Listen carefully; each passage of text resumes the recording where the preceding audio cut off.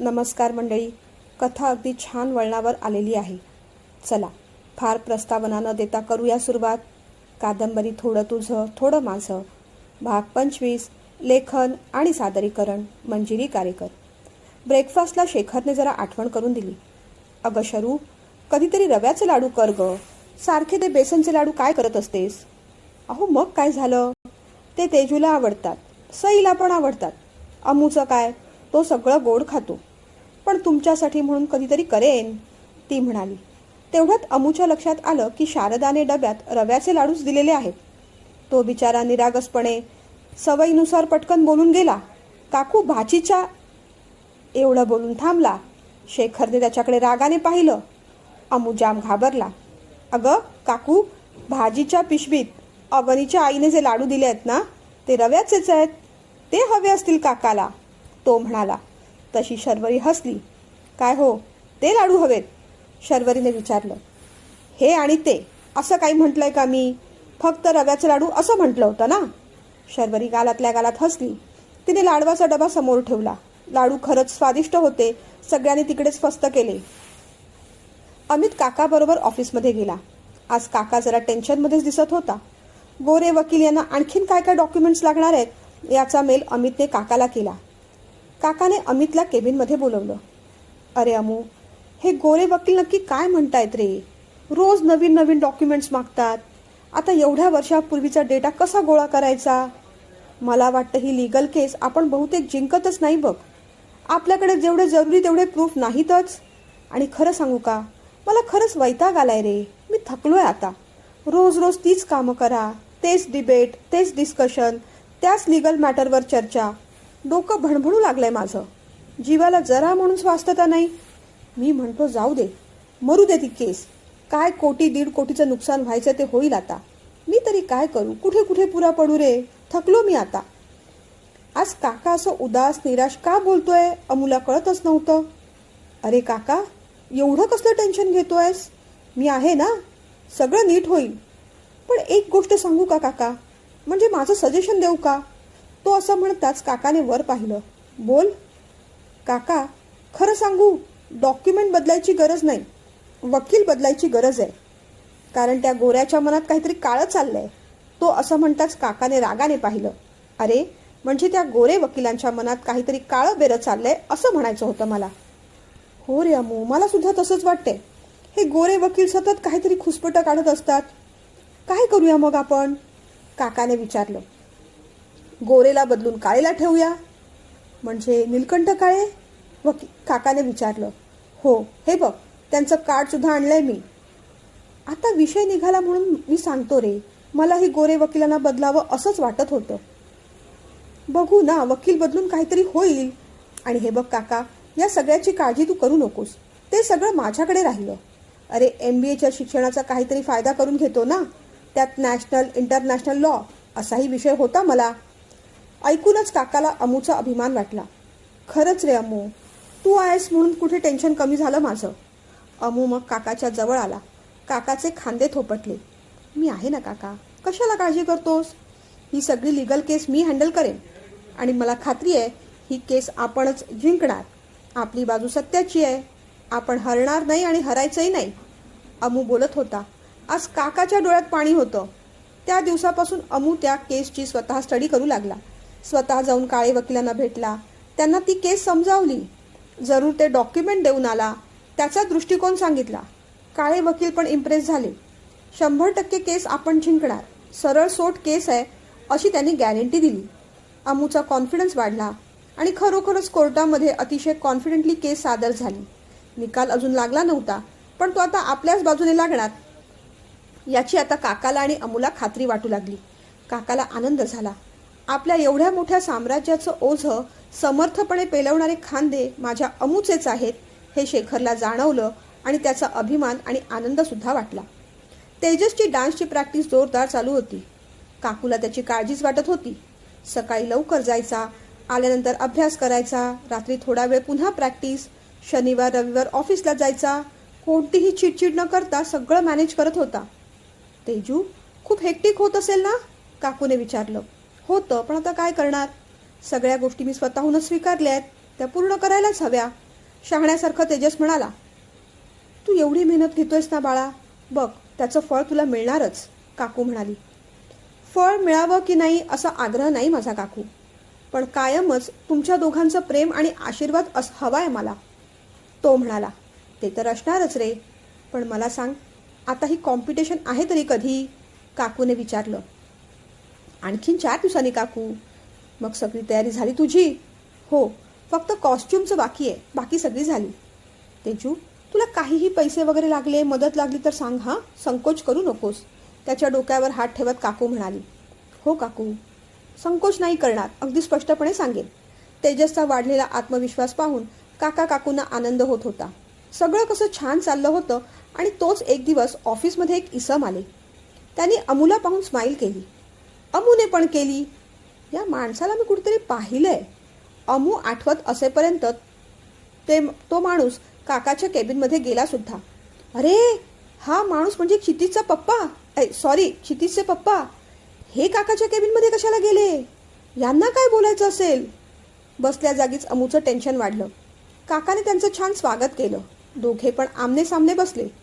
बापरे, हे क्षितिज आणि सईबद्दल काही बोलायला आले असतील का? नको नको, तसं व्हायला नको. सईला फोन करून कळवू का? तेही नको. ती बिचारी कॉलेजमध्ये लेक्चरमध्ये असणार, तिला तिथे उगीच टेन्शन येणार. काय करावं, त्याला काही कळतच नव्हतं. अवनी त्याच्याकडे पाहत होती. काय हो, काय झालं? अचानक एवढं कसलं टेन्शन आलं, तिने विचारलं. आहे कसलं तरी, तो म्हणाला. काही ऑफिसचं आहे का, तिने विचारलं. नाही ग, वेगळंच आहे, तो चिडून म्हणाला. जाऊ देत ना, उगीच टेन्शन घेऊन काय होणार आहे? कधी कधी ना छोट्या छोट्या गोष्टींचं पण तुम्ही फार टेन्शन घेता. शांत व्हा. काही मदत हवी असेल तर मला सांगा, मी करायला तयार आहे, अवनी म्हणाली. तेवढ्यात अमूचा काटा सरकलाच. अरे, बहिणीचा प्रश्न असला तर भावाला टेन्शन येणार नाही का, त्याने रागाने विचारलं. तिच्या भुवया उंचावल्या. तिने एक दीर्घ श्वास घेतला. झालं, पुन्हा भाऊ बहीण आले. मग ती काही बोलली नाही. तिने आपल्या फाईलमध्ये लक्ष घातलं. अमूचं सगळं लक्ष काकाकडेच होता. काकाचा चेहरा गंभीर होत चालला होता. तो एकटक क्षितिजच्या पप्पांकडेच पाहत होता. सरपोतदार साहेब, आज मुद्दामूनच अपॉइंटमेंट घेऊन आलो. आपण फार बिझी नाहीत ना, क्षितिजच्या बाबांनी विचारलं. नाही, ऑफिस आपलंच आहे, बोला ना, काय काम काढलं, काय मदत करू, शेखर काकाने विचारलं. हे बघा, आधीच हात जोडून विनंती करतो, कोणतेही गैरसमज करून घेऊ नका. आपले संबंध फार पूर्वीपासून आहेत. जवळजवळ 22-23 वर्ष मुलांच्या निमित्ताने का होईना आपण एकमेकांना ओळखतोय, म्हणून इथपर्यंत यायचं धारिष्ट केलं असं समजा.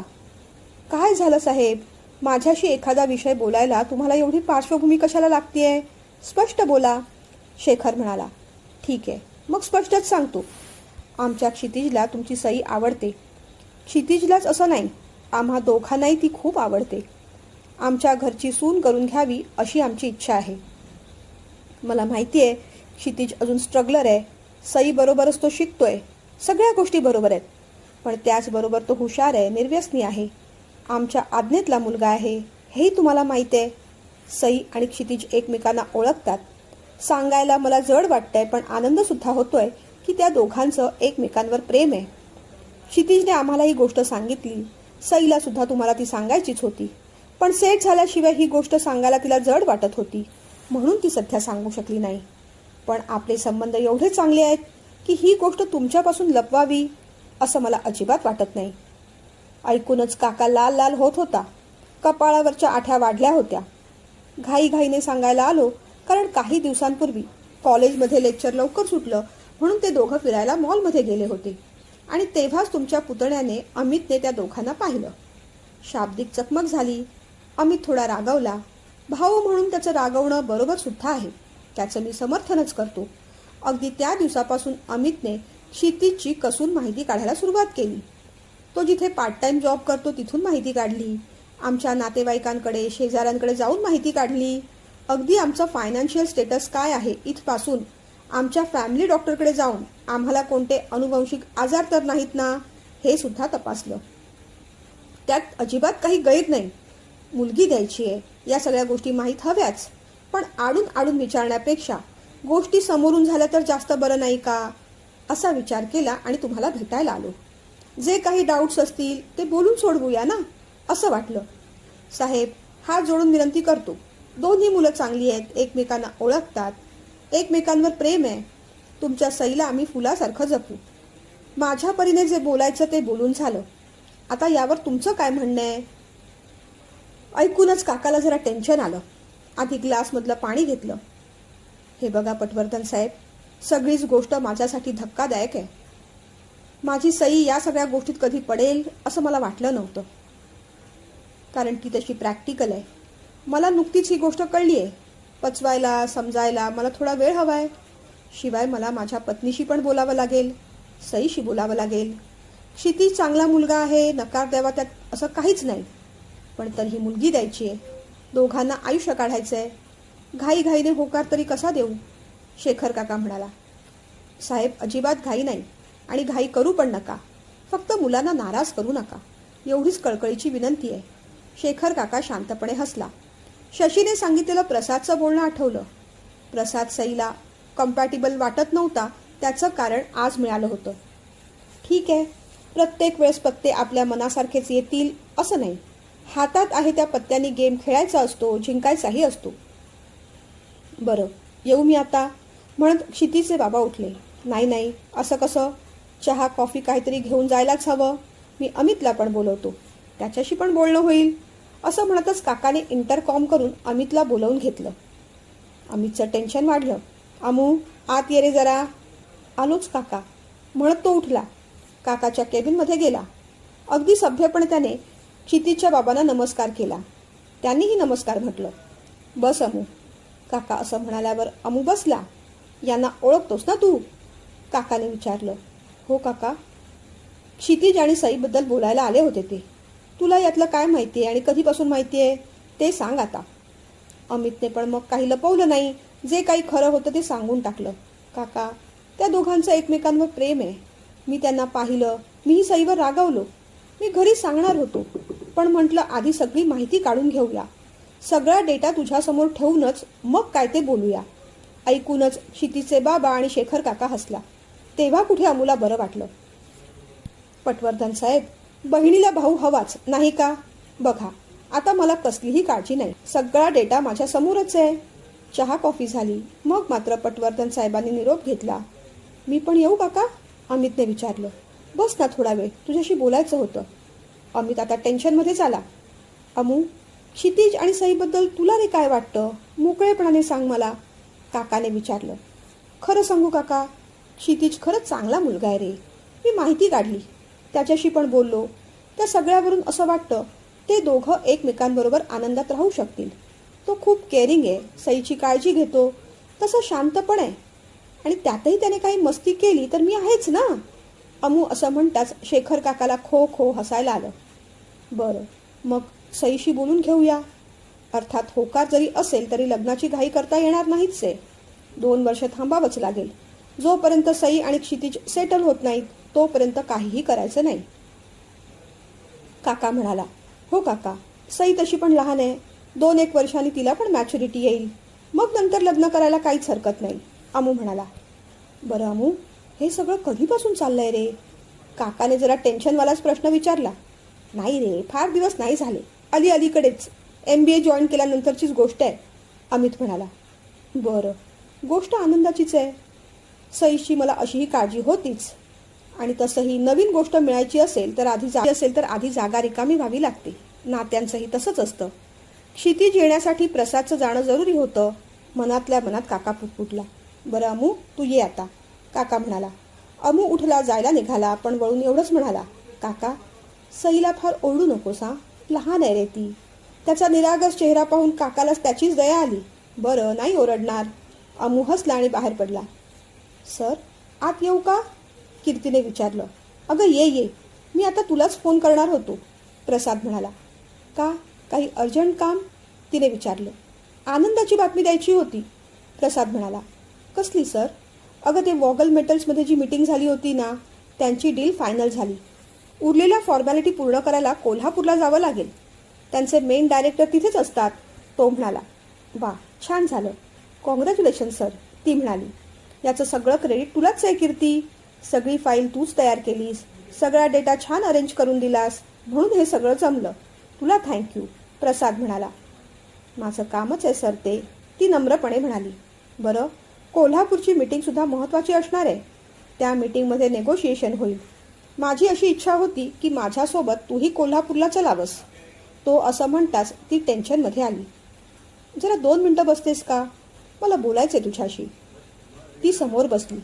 हे बघ कीर्ती, मला माहिती आहे त्या दिवशी मी जे काही बोललो त्यानंतर तू थोडी डिस्टर्ब झाली असणार, तुला ऑकवर्ड वाटत असणार.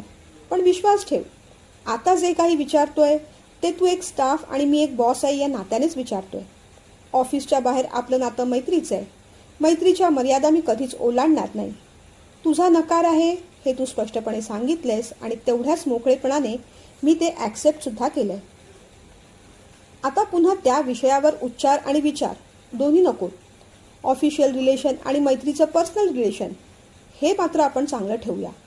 हे बघ, कोल्हापूरला माझं घर मोठं आहे. माझे आई बाबा तिथे असतात. जवळच आत्या आहे, माझी बहीण आहे, बऱ्याच लेडीज आहेत.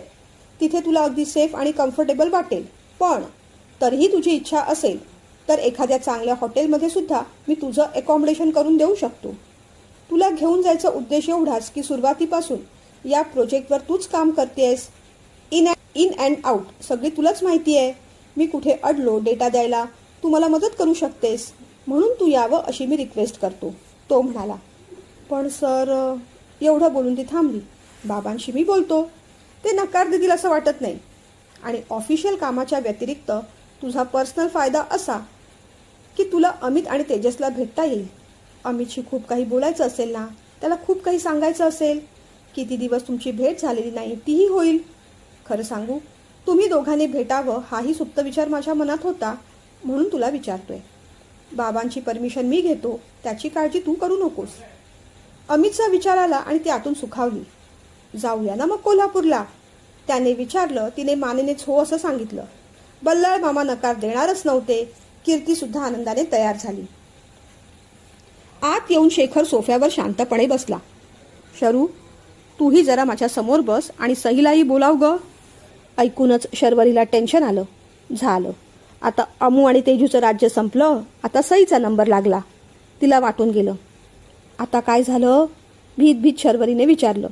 सईला बोलव, मग सांगतो ना. शर्वरी काकूने मग सईला बोलवलं. तिला पण टेन्शन आलं. बाबा शांत बसले आहेत. दादा त्यांच्या बाजूलाच बसलाय. तो एकदा आईकडे बघतोय, एकदा बाबांकडे बघतोय. सगळं दृश्य पाहूनच तिला भीती वाटली. सई, जरा बस, शेखर म्हणाला. काय झालं बाबा? तिने काळजीने विचारलं. बसून बोलूया. सई बसली. इकडचा तिकडचा कोणताही विषय न काढता काकाने डायरेक्ट विचारलं. तुला क्षितिज आवडतो? बसलेली सई पुन्हा उभी राहिली. शर्वरी काकू, तेजू आश्चर्याने पाहू लागले. सईने मग अमितकडे पाहिलं. सई, मी काहीच नाही सांगितलं, खरं सांगतोय, अमित म्हणाला. सई, मी काहीतरी विचारलं, त्याचं खरं उत्तर दे. शेखरने थोडासा आवाज चढवला. हो बाबा. कधीपासून चाललंय हे? कुठे काय चाललंय बाबा? परीक्षा झाल्यानंतर त्याने त्याच्या मनातलं सांगितलं. मी होकार दिला. खरं सांगू, बाहेर कधीच फिरायला गेलो नव्हतो. त्या दिवशी खरेदी करायला म्हणून मॉलमध्ये गेलो तेव्हा दादाने पाहिलं आणि तुम्हाला येऊन सांगितलं. तिने जरा रागानेच अमितकडे पाहिलं. मग दादावर काय रागवतेस? त्याने काहीही सांगितलं नाही मला, आणि त्याने मला सांगू नये अशी तुझी अपेक्षा होती का? म्हणजे तू सगळं काय ते लपवायचं आणि त्याने तुला पाठिंबा द्यायचा, असं तुझं म्हणणं आहे? शेखर रागवला. सईच्या डोळ्यात पाणी दाटलं. शर्वरी पण आश्चर्याने पाहू लागली, पण तीही मनातून सुखावली. क्षितिज खरोखरच चांगला मुलगा आहे. सईची काळजी घेतो, केअरिंग आहे. मुख्य म्हणजे निर्व्यसनी, हुशार आहे. त्याचं फ्युचर ब्राईट आहे. सगळ्यात महत्त्वाची गोष्ट, त्याचे आई बाबा चांगले आहेत. सई आपल्या डोळ्यांसमोरच राहील ही सुखावणारी गोष्ट होती. अहो, पण अमूने सांगितलं नाही, मग तुम्हाला कसं कळलं? भीत भीत शर्वरीने विचारलं. क्षितिजचे वडील ऑफिसमध्ये आले होते. त्यांनी स्पष्टपणे सांगितलं आणि रीतसर लग्नाची मागणी घातली. मग तुम्ही काय म्हणालात? विचार करायला वेळ मागून घेतला. आधी तुमच्याशी बोलावं असं वाटलं. काय सई, काय करायचंय पुढे? शेखरने विचारलं. बाबा, लाईफ पार्टनर म्हणून मला क्षितिज योग्य वाटतो. प्लीज रागावू नका, द्या ना परमिशन, ती म्हणाली. तसं शेखर थोडा हसला. बरं, पण हे बघ, आधी करिअरवर लक्ष द्यायचं हां. क्षितिजशी सुद्धा मी बोलणारच आहे. दोघांनी चांगलं सेट व्हा, त्यानंतर साखरपुडा करून घेऊ, मग 3-1 वर्षांनी लग्न. तोपर्यंत उगीच बाकी सगळ्या गोष्टीत लक्ष नको हा. आणि हो शरू, एकदा त्याच्या आई वडिलांना आपल्या घरी चहा पाण्याला बोलवायला हवं. आता नातेसंबंध बदलले आहेत. काका असं म्हणतात. सगळ्यांना आनंद झाला. बाबा इतक्या लवकर तयार होतील असं सईला वाटलंच नव्हतं. काय हो, पण तुम्ही एवढं लवकर कसे काय तयार झालात? म्हणजे क्षितिजबद्दल आपल्याला माहिती आहे, पण बाकी सगळी माहिती काढली नाहीत तुम्ही? आश्चर्याने शर्वरीने विचारलं. ते सगळं मी कशाला करायला हवं? सईच्या भावाने केलंय सगळं. अमुने त्याच्या 7 पिढ्यांची कुंडली माझ्यासमोर आणून ठेवली. ऐकताच शर्वरी काकूला आश्चर्य आणि आनंद वाटला. खरंच कौतुक आहे त्याचं. म्हणजे जे जे पॅरामीटर मी विचारही करू शकलो नसतो, त्या सगळ्या पॅरामीटरवर त्याने चौकशी केली. आजकालचे जेनझी हुशार आहेत तसे. काकाने कौतुक केलं. अमू पण हसला. आज काकूशी खूप काही बोलायचं होतं आणि आज काका देवळात जायची वाट पाहायची गरजही नव्हती. काकालाही सईचा विषय माहीत पडला होता. तेजस, सई, अमित, काकू सगळे सईच्या बेडरूममध्ये घुसले. काका त्यांच्याकडे पाहून हसला. खरंच या चौघांचं वेगळंच विश्व आहे आणि मी आपला वेगळ्याच बेटावर. काकाने कपडे चढवले आणि देवळात निघून गेला. चौघांच्या गप्पा सुरू झाल्या. अमू आणि तेजू सईला चिडवू लागले. त्यानंतर मग तेजसचा विषय निघाला. तेजू, तुझी डान्स कॉम्पिटिशन कधी आहे रे? सईने विचारलं. हे काय, शनिवारी.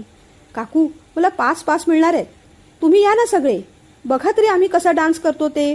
तेजस म्हणाला. तेजू, बाकी कुणाचं मला माहीत नाही बाबा, मी तर 100% येणार. काकू म्हणाली. तेजू, मी पण येईन. आम्हाला पण शनिवारी फार लेक्चर नसतात. आई, क्षितिजला पण घेऊन येऊ? सईने विचारलं. ते बाबांना विचार. पण घेऊन यायला काही हरकत नाही. आपण फॅमिली तर चाललोय. बोलव त्यालाही, मी बोलते बाबांशी. दादा तू पण ये. आणि काका येतील. झाले 5 पास. मला यायला जमेल का माहीत नाही रे तेजू. काकाने परमिशन दिली पाहिजे ना. अरे मी विचारतो, तेजस म्हणाला. मग तेजसने जेवताना विषय काढला. काका, या शनिवारी माझी डान्स कॉम्पिटिशन आहे. 5 पास मिळणार आहेत. तुम्ही याल सगळे? तेवढं बोलून तो शांत झाला. अरे तेजू, शनिवारी मला अर्जंट काम आहे रे, पण हे सगळे येतील ना. काका म्हणाला. अहो, क्षितिजला पण घेऊन जाऊ का? शर्वरी काकूने विचारलं. न्या. काका, मी जाऊ ना? अमितने विचारलं. ऑफिसमधून किती वाजता निघावं लागेल? सकाळीच असेल तर नाही हा अमू. काका म्हणाला. अरे नाही, सकाळी नाही, संध्याकाळी आहे. 4 वाजता निघतो ना. हां ठीक आहे. तरी पण 1 पास उरतोच आहे. तेजस म्हणाला. हां मग अवनीला पण घेऊन जा. शेखर म्हणाला. हां चालेल, ती चांगली आयडिया आहे. शर्वरी पटकन बोलून गेली. पण नंतर अवनी येते ते बरोबर की चूक, चांगलं की वाईट, असा विचारही तिच्या मनात येऊन गेला. पण आता पुन्हा नाही कसं म्हणणार? ती काही बोलली नाही. रात्री अमितने कीर्तीला फोन केला. अमू, बरं झालं तू फोन केलास. तुझ्याशी बोलायचंच होतं. एक खूप आनंदाची बातमी द्यायची होती. काय झालं कीर्ती? प्रमोशन मिळालं की दुसरीकडे जॉब? त्याने विचारलं. त्याहीपेक्षा आनंदाची बातमी. असं? कोणती बातमी आहे? अरे मी तुला भेटायला कोल्हापूरला येणार आहे, कीर्ती म्हणाली. तो चटकन उभा राहिला. एकटी कशी येशील? त्याने विचारलं. नाही, प्रसाद सरांबरोबर येणार आहे. कंपनीची मीटिंग आहे आणि ते सगळं प्रोजेक्ट मीच हँडल केलं होतं ना, म्हणून येणार आहे. पण कीर्ती, त्यांच्याबरोबर तू एकटीच येणार आणि राहणार कुठे? काळजीने अमूने विचारलं. तसं तर ते म्हणत होते घरी राहायचं नसेल तर हॉटेलमध्ये अकॉमोडेशन होईल म्हणून. पण बाबा म्हणाले शहर नवीन आहे, हॉटेलपेक्षा घरीच राहायची व्यवस्था होऊ देत. तसंही त्यांच्या घरी त्यांची आई, आत्या, बहीण पण असतात ना जवळ, त्यामुळे एवढा काही प्रॉब्लेम होणार नाही. 2 दिवसांचाच तर प्रश्न आहे. मला तुला भेटता येईल. ऐकून अमूला पण आनंद झाला.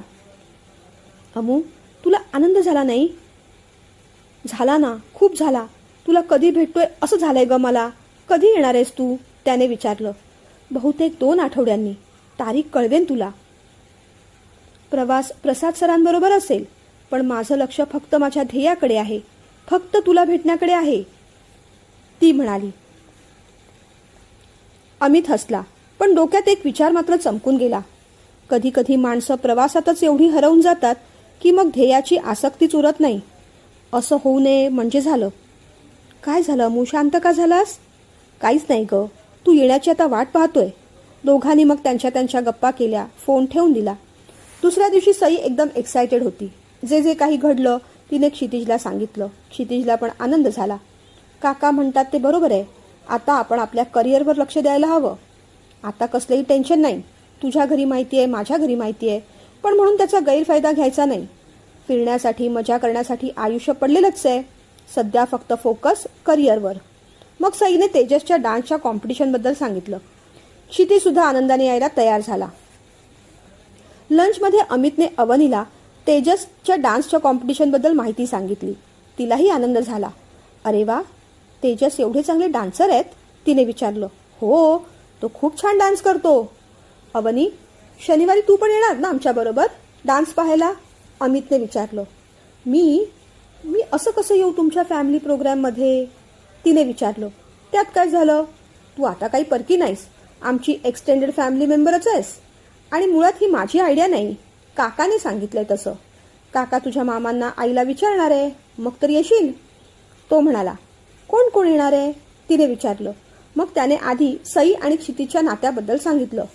तिला गंमत वाटली, आनंद झाला. म्हणजे शर्वरी काकू, सई, क्षितिज, तुम्ही आणि मी असे 5 जण ना? तिने विचारलं. हो बरोबर, अमित म्हणाला. अमित, गंमतच आहे ना. तुमच्या तिघांमध्ये सई सगळ्यात लहान, पण आधी तिनेच जमवलं. अवनी म्हणाली. असं काही नाही, तिने जमवलेलं आधी कळलं एवढंच. तो म्हणाला तसं अवनी त्याच्याकडे आश्चर्याने पाहत राहिली.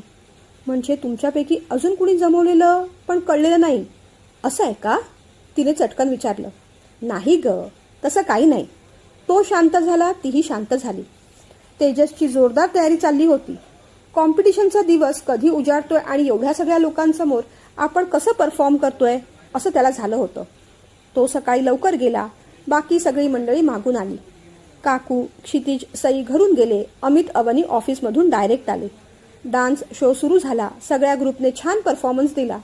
अपेक्षेप्रमाणे तेजस आणि तन्वीचा परफॉर्मन्स सगळ्यात उत्कृष्ट झाला. तेजसचा सोलो डान्स पण अतिशय भन्नाट होता. काकूला खूप आनंद होत होता. ज्यावेळेस बक्षीस समारंभासाठी नाव पुकारलं गेलं तेव्हा तर काकू अक्षरशः देवाकडे प्रार्थना करत होती. Best choreography, couple dance, solo dance तिन्ही प्राइज तेजसला मिळाली. कपल डान्ससाठी तन्वीलाही मिळालं. काकूला ऐकूनच आनंद झाला. सगळ्यांनाच झाला. सगळेजण तेजस बाहेर यायचीच वाट पाहत होते. तेजस बाहेर आला. अमुने त्याला घट्ट मिठी मारली. कितीतरी वेळ दोघं एकमेकांच्या मिठीतच होते. सईने पण कॉंग्रॅच्युलेशन्स केलं. अवनी आणि क्षितिजने पण कॉंग्रॅच्युलेशन्स केलं. काकूचे मात्र आनंदाश्रू ओघळत होते. तेजस पुढे झाला. काकूच्या पाया पडला. काकूने त्याला जवळ घेतलं. खूप कॉंग्रॅच्युलेशन्स म्हणाली. त्याने सगळ्या ट्रॉफीज काकूकडे दिल्या. हे सगळं तुझ्यामुळे झालं फक्त काकू, म्हणून तेरा तुझको अर्पण असं म्हणून सगळं क्रेडिट त्याने काकूला देऊन टाकलं. आणि तीही ते सगळं डिझर्व करत नव्हती का? तन्वी मागे मागे उभी होती. काकूने तिला जवळ बोलावलं. तिलाही जवळ घेतलं. तिचं अभिनंदन केलं. तुझ्या घरून कुणी आलं नाही का बाळा? काकूने विचारलं. डॅडी आले होते, पण शेवटपर्यंत त्यांना थांबता आलं नाही. त्यांची मीटिंग होती ना, ती म्हणाली. काही हरकत नाही, आपण सगळे सेलिब्रेट करू. मग काकू सगळ्यांना घेऊन हॉटेलमध्ये गेली. छोटंसं सेलिब्रेशन झालं. सगळ्यांनी मजा केली. त्यानंतर तेजस आणि तन्वीने मागे पाहिलंच नाही. त्यांनी लगेचच इंटर कॉलेज कॉम्पिटिशनची तयारी सुरू केली. साधारण 5-6 दिवसांनी तिथे परफॉर्मन्स झाला आणि तिथेही ते विनरच झाले. मग वेध लागले दुबईचे. तेजसचं यश पाहून काकाला पण आनंद होत होता. अभिमान वाटत होता. तेजू, आता अजिबात थांबूच नकोस. तुला जे काही लागेल ते मला सांगत जा. खूप छान परफॉर्मन्स देतोयस तू. काकाची शाबासकी मिळाली. त्यामुळे तर तेजसचा कॉन्फिडन्स आणखीन वाढला. अभ्यास, ऑफिस हे सगळं सांभाळून डान्स करणं म्हणजे त्याच्यासाठी एक मोठा टास्कच होता. पण तो सगळं छान करत होता. शेवटी मग 2 आठवड्यांनी दुबईला जायची डेट ठरली. काकूला थोडं टेन्शनच आलं. सगळं कॉलेज अरेंज करणार असलं तरीही तेजसला एवढ्या लांब पाठवायचं म्हणजे दोघांना टेन्शन आलं होतं.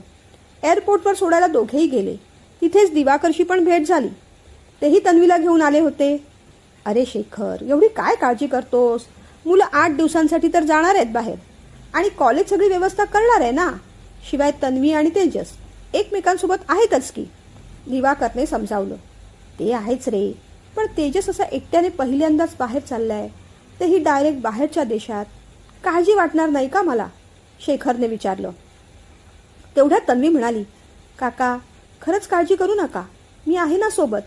तेजसला कसलाही त्रास होऊ देणार नाही. शेखर आणि शर्वरीला तन्वीचं खूप कौतुक वाटलं. किती गोड आणि बोल्ड आहे ही मुलगी. बरं, येऊ आम्ही. सगळ्यांनी दोघांना ऑल द बेस्ट म्हटलं. तेजस, तन्वी, शेखर काका, दिवाकर काका आणि शर्वरी काकूच्या पाया पडले. तिघांनीही भरभरून आशीर्वाद दिला. तेजस, तन्वी दुबईला निघाले. रात्री अमितने कीर्तीला फोन केला. उद्या नक्की येणार आहेस ना? अमितने विचारलं. हो हो, 100%.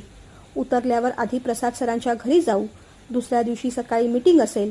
मीटिंग झाल्यावर मी तुला भेटते. हं, तुला ऑफिसमधून कसं रे लवकर निघता येईल पण? तिने विचारलं. ते मी बघतो, तू काळजी करू नकोस. त्या रात्री अमूला झोप आलीच नाही. तो कीर्तीचीच वाट पाहत होता. दुसऱ्या दिवशी ती प्रसादच्या घरी गेल्यानंतर तिने फक्त मेसेज केला. अमूने पण फोन केला नाही.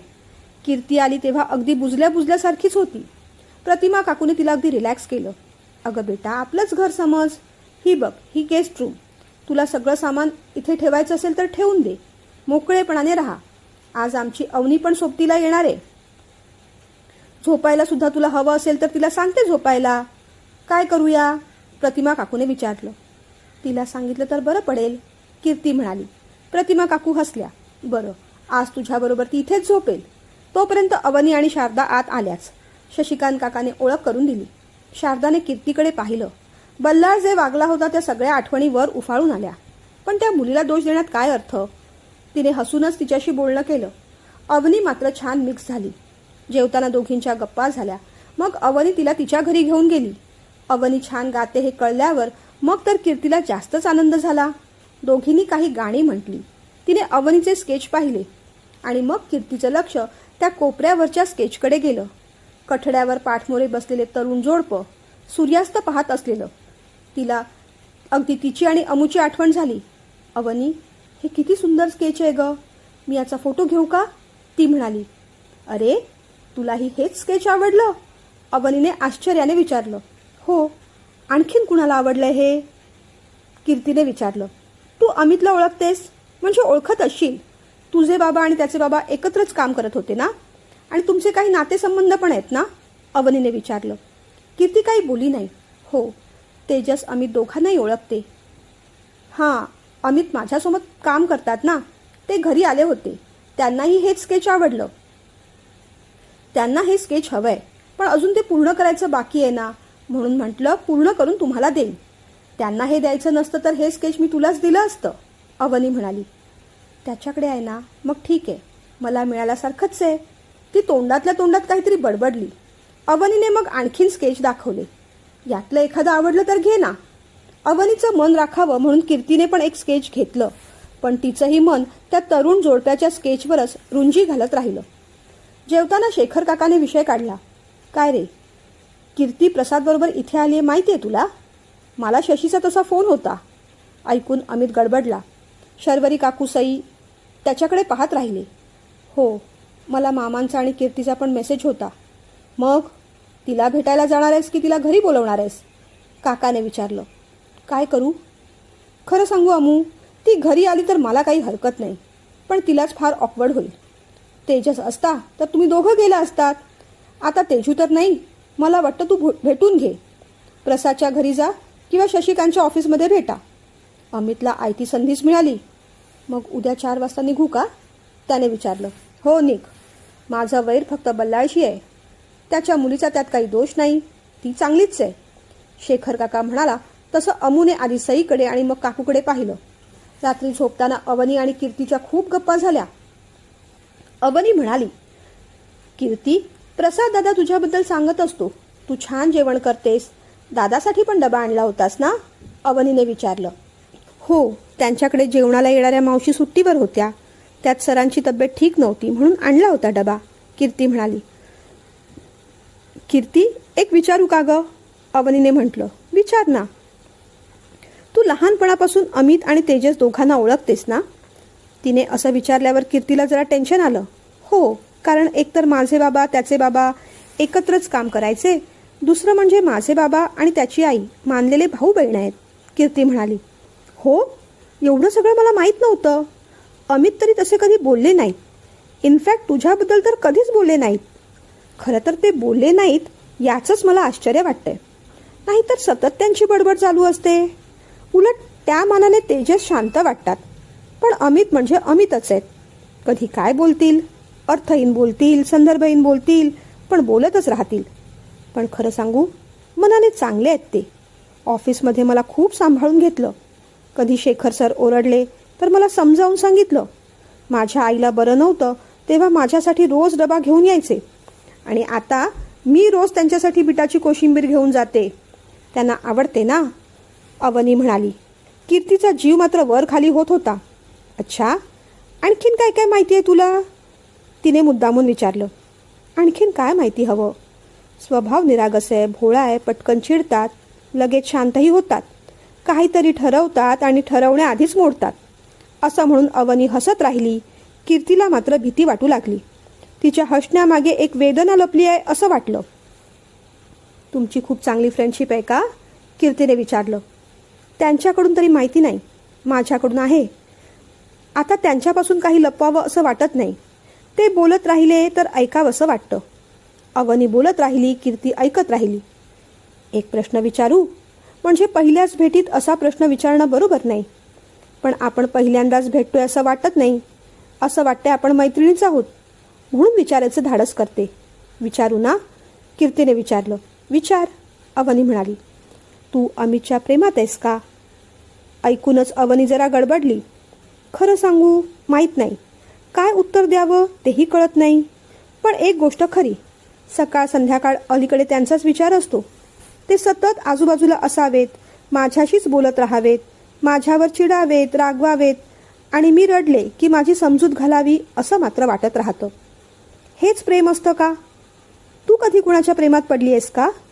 अवनीने आता उलट विचारलं. मग कीर्ती गडबडली. नाही नाही, अजून तरी तसं काही नाही. मग पुढे काही विचारायची, बोलायची कीर्तीची इच्छाच उरली नाही. अमूला हे सगळं माहीत असेल का? अवनी त्याच्यात इन्व्हॉल्व होत चालली आहे. ती विचार करत राहिली. बरं, दिवा बंद करू का? मला झोप येऊ लागली आहे, अवनी म्हणाली. हो कर. अवनी झोपली, गाढ झोपली, तिची स्वप्न रंगवत. पण कीर्तीला असं का वाटलं की आपली स्वप्न वाळूवर रेखाटली आहेत आणि एखादी लाट येऊन ती सगळी त्यात वाहून गेली आहेत? नाही नाही, तसं काही होणार नाही. अमू, तू माझाच आहेस, मी तुझी आहे. आपल्यात कुणी नको. तुझ्यासाठी मी माझा प्राण पण देऊ शकते. ती या कुशीवरून त्या कुशीवर तळमळत राहिली, पण झोप काही आली नाही. पुढे काय काय स्थित्यंतरं घडणार आहेत पाहूया पुढच्या भागात.